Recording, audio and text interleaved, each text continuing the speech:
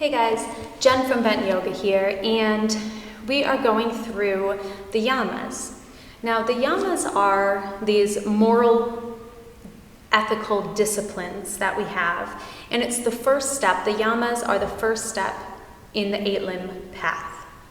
So, we went through Ahimsa, this non-violence, and the second Yama that we're going to go through is called Satya. Now, Satya is defined a lot of times as truthfulness. But we can't stop there. It's about more than just not telling lies. A lot of times when we hear truthfulness, then we think about what comes out of our mouth. Is it true, or is it not?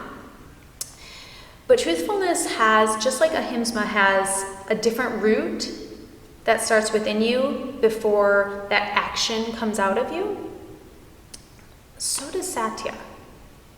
So this truthfulness, yes, it's 100% if you are honest with others, but it's also if you're honest with yourself. Because if you are not honest with yourself, it's very, very difficult for you to be honest with others. So again, we have to start at the root. In order to practice this moral discipline, in order to practice this Satya in our life, we first have to identify the obstacles within us. What don't we tell ourselves the truth about?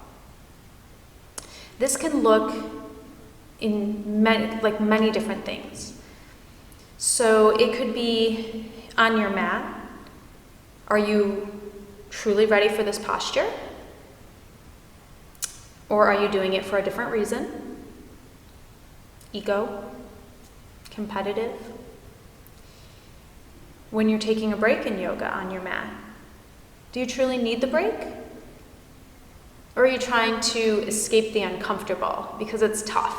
It's tough to deal with the uncomfortable, right? Off your mat. How many times have you done something that you don't really want to do, but yet you fake that you want to do it? Yeah, I want to go out and, get dinner with your mother-in-law. I don't know. It's okay to do things you don't want to do, but you have to own within you the honesty. I'm not saying you have to go tell everyone those pants make you look fat. Not at all. Inside, though, you have to know what's real and what's not real. Because if you are trying to tell yourself that you really want to do this, and deep down you don't want to do this, but you feel bad or something like that, this is where, how we were talking about, things start to fester. And it's really hard for you to tell the truth to others when you lie to yourself. So in order to practice this self-discipline, you have to acknowledge what you're feeling about things. Now, there are a lot of times that we lie to ourselves, we don't realize that we're doing it. The number one time is when we associate ourselves with an emotion. I am happy. Nope, you're not an emotion. You feel happy, but you're not happy. Your identity is not tied to that emotion. Now, happy, isn't as detrimental, but what if you say, I suck?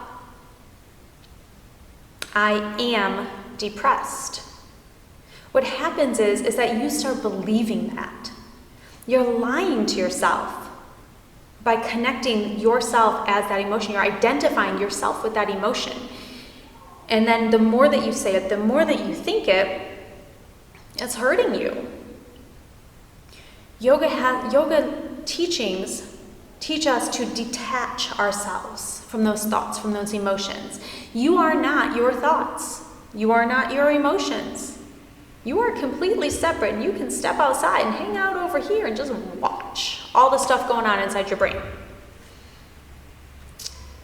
So this honesty is, you have to understand that it's okay whatever you're thinking, it's okay whatever you're feeling, but that is not your reality.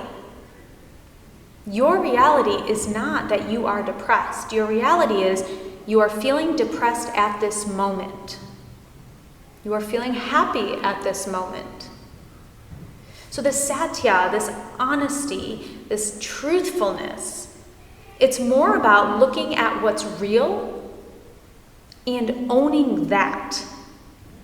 Another way that we a lot of times will not practice this truthfulness or this honesty is when we put expectations on something. So you're studying for a test and you're ready.